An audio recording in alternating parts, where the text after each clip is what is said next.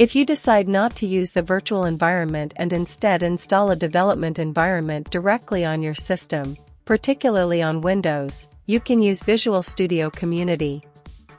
You can also use Visual Studio Community within your virtual environment based on the Windows operating system.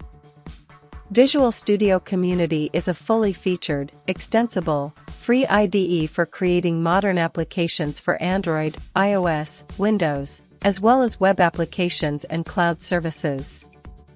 It is a powerful set of coding tools with advanced debugging, version control integration, multi-platform development, web development, game development, and Windows development.